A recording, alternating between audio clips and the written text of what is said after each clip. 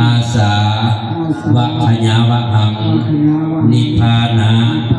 สังขตังโหตุอนาคติกาลีวัตถุทาน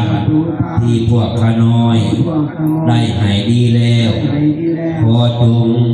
เป็นวัตถุทานอันบริสุทธิ์เพื่อความสิ้นไปแห่งอาสวะของกิเลสเครื่องดองสันดานในอนาคตการเบื้องหน้านั้นเถิดอิมานิมักยังพันติบินดีปาตานิพัตตานิกัปปาลุขังปัจจญฐานัง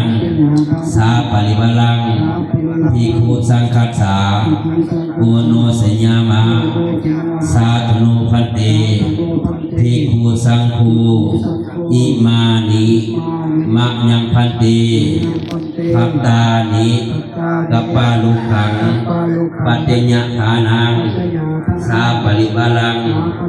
ปฏิคันหาตุอัมมหาตังทิคารตังทิตายะสุขายะข้าแต่พระสงฆ์ผู้เจริญพวกข้าน้อยทั้งหลายขอน้อมถวายเขาวินทบาทขอบพัตตาอาหารกับทั้งปัจจัยก่อสร้างเพื่อเป็นทานแก่พระภิกขุสงฆ์ขอพระภิกขุสงฆ์จงหับของหมู่ข้าน้อยทั้งหลายเพื่อประโยชน์และความสุขและความเจริญ